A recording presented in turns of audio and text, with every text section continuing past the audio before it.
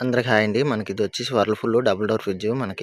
దీని కంప్లెయింట్ వచ్చేసి మీద డోర్ కూల్ అవుతుంది. కింద డోర్‌కైతే కూలింగ్ రావట్లేదన్నారు. చూడండి ఒకసారి మీకు చూపిస్తాను. ఇది మొత్తం మీద డోర్ అయితే కూల్ అవుతుంది. కింద డోర్‌కి మాత్రం ఎలాంటి కూలింగ్ రాలేదు. ఇది వర్ల్‌పూల్ ఫ్రిడ్జ్ ఇది డబుల్ డోరు. చూడండి ఇటు సైడ్ కూడా ఎలాంటి ఎయిర్ అయితే ఏం రాలేదు. కూల్ గాలి, చల్లటి గాలి అయితే ఏం రాలేదు. ఒకసారి ఓపెన్ చేసి చూపిస్తాను. చూడండి ఫ్రిడ్జ్ అయితే ఆన్‌లోనే ఉంది. కానీ ఫ్యాన్ అయితే తిరగట్లేదు. సో, ఫ్యాన్ తిరగకపోవడం వల్ల మీద డోర్ నుంచి కింద డోర్‌కి కూలింగ్ అయితే ఎళ్ళట్లేదు. ఇది దీని కంప్లెయింటు. ఈ ఫ్యాన్ అనేది రీప్లేస్ చేసుకుంటే ఈ ప్రాబ్లమ్ అనేది రెక్టిఫై అయిపోద్ది. చూడండి ఇది వచ్చేసి కూలింగ్ కాయిల్ ఎవాపరేటరు. చూడడానికి ఏ విధంగా ఉంటది. కింద డోర్‌కి కూలింగ్ ఎళ్ళకపోతే కొన్ని సందర్భాల్లో బయోమెటల్ పోయినా, హీటర్ పని చేయకపోయినా సేమ్ ప్రాబ్లమ్ వస్తది. కానీ ఎక్కువ శాతం ఫ్యాన్ ఫెయిల్యూర్ వల్లే ఈ కంప్లెయింట్ ఎక్కువొస్తది. ఇది ఈ ఫ్యాన్ అనేది రీప్లేస్ చేసుకోవాలి.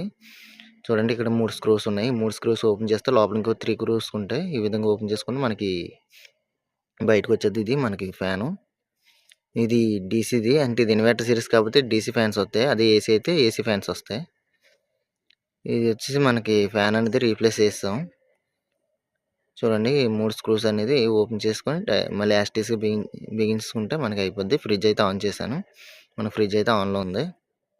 ఒకసారి మీకు చూపిస్తాను చూడండి. ఇక ఫ్యాన్ అయితే తిరుగుతుంది. ఓకే అండి. సో, ఆ కాయిల్ కూడా కూల్ అవుతుంది. లైట్‌గా కూలింగ్ చెమ్మ అయితే వచ్చింది. ఇంతే అండి. ఈ ఫ్యాన్ అనేది తిరిగితే ఏమవుద్దంటే కిందకి అనేది కూలింగ్ అనేది కింద డోర్‌కి త్రో చేస్తది. ఇది దీని కంప్లెయింట్. ఈ కంప్లెయింట్ అయితే అయిపోయిందండి. ఒకసారి మీకు కింద డోర్ కూడా చూపిస్తాను.